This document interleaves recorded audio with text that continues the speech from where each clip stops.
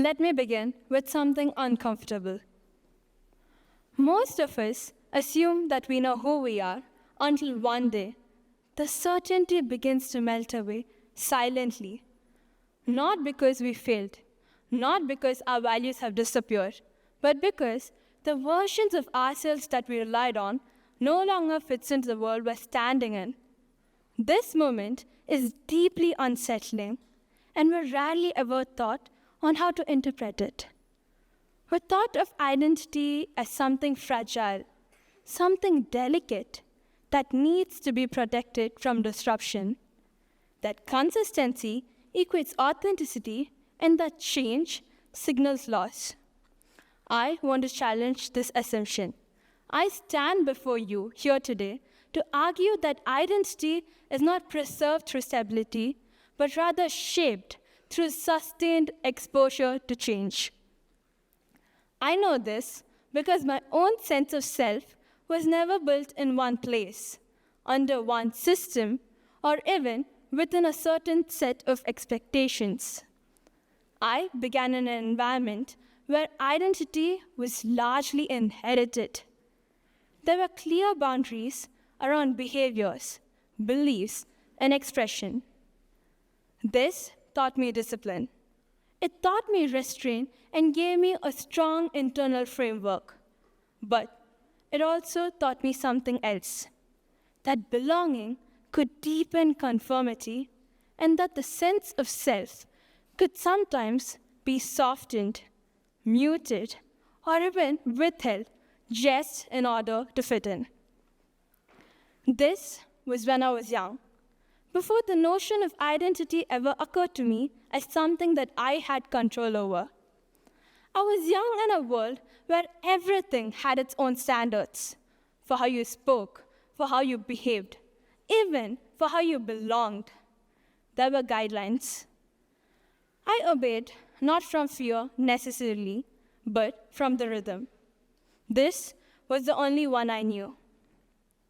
The more I adapted, the more transformation were involved. I temper my view so as not to rock the boat. Unbeknownst to me at that time, this was the very beginning of me understanding the correlation between belonging and visibility. And yet, within that space, something was emerging, a kind of internal scaffolding. I was learning structure, I was learning discipline, but I was also coming to understand that identity, when inherited without a question, can become a mere performance. This was when I started to wonder what it might mean to write my own lines. At first, I resisted, not openly, but internally. I began to equate careful silence with strength.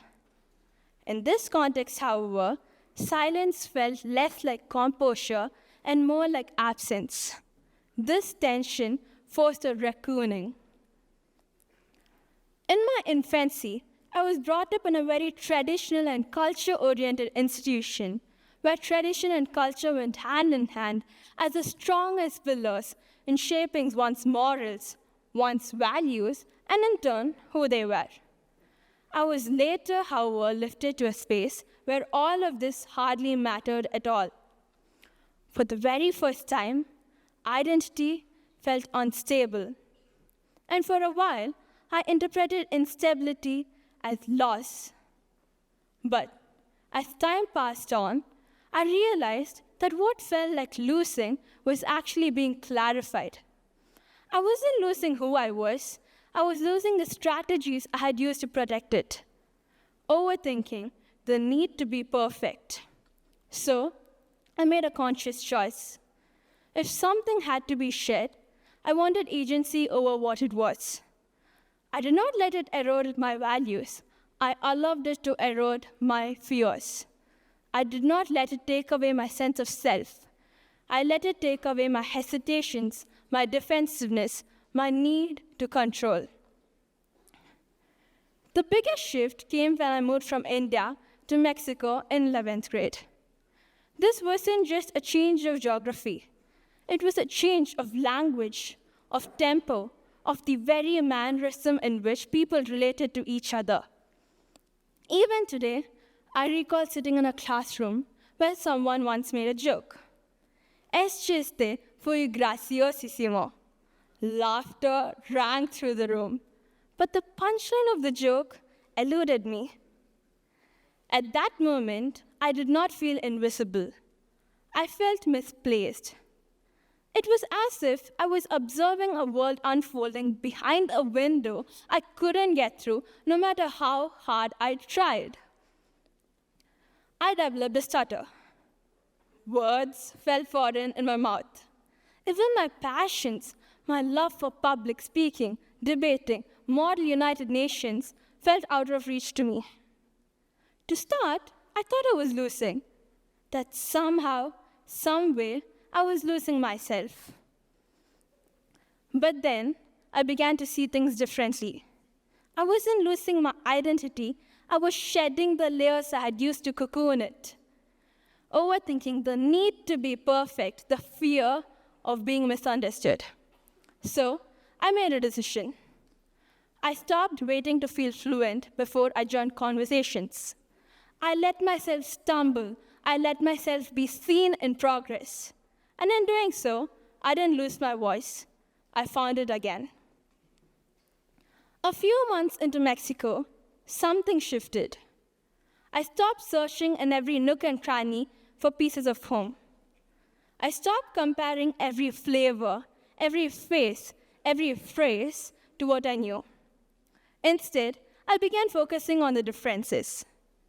The burning sensation caused by Mexican spices was familiar, yet somehow new to me. Spanish rhythms, earlier hardly more than a blur, now sounded like music I could actually hum the tune to. And then, one day, I stood on stage holding an Excellence in Spanish award.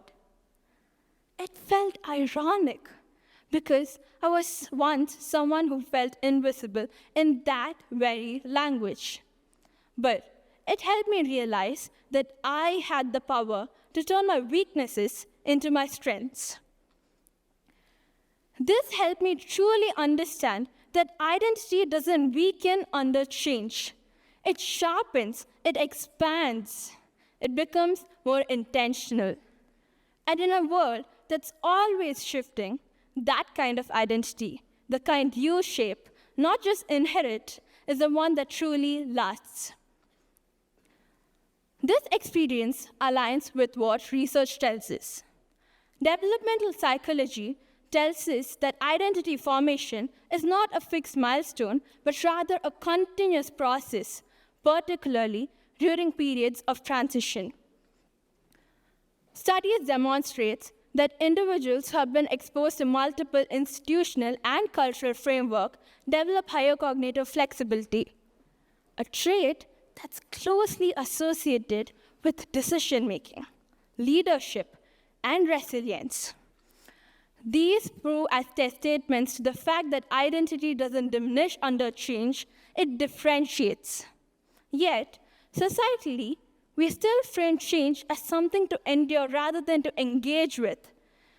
We encourage people to hold on to who they are as if identity were a static object and not an evolving structure.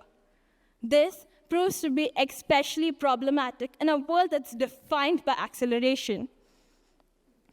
According to World Economic Forum, 65% of children today will enter careers that do not yet exist. Roles will change. Systems will shift. Cultural boundaries will continue to blur. If identity is rigid, it becomes brittle. If it's durable, it becomes adaptive. But adaptability requires intention. There's a difference between being shaped by change and being swept along its tides. The distinction lies in one small practical shift. Instead of asking yourself, how do I preserve who I am? Ask, what is this moment asking me to refine? When expectations change, identify what skill is being demanded. When environments shift, notice what perspective is being stretched. Finally, when identity feels unstable, resist the urge to retreat and examine it instead. This extends beyond individuals. Organizations with cognitively diverse teams outperform homogeneous ones by at least 35%. Society will improve when all its members can change without losing who they are. The strongest identities aren't ones that are stable, but the ones that are grounded enough, identities that are capable enough of learning. This shift changed how I related to uncertainty. I stopped interpreting discomfort to failure. I stopped equating consistency to authenticity. I began to understand that coherence does not stem from likelihood. It emerges from integration. So, this is what I want to leave you with. Identity is not something that you lose when circumstances change. It's something that you shape selectively, intentionally, and continuously. Choose what you release. Choose what you retain. Allow change to refine you, not reduce you, because the strongest identities aren't ones that remain unchanged. The strongest identities are the ones that are capable enough to evolve. Thank you.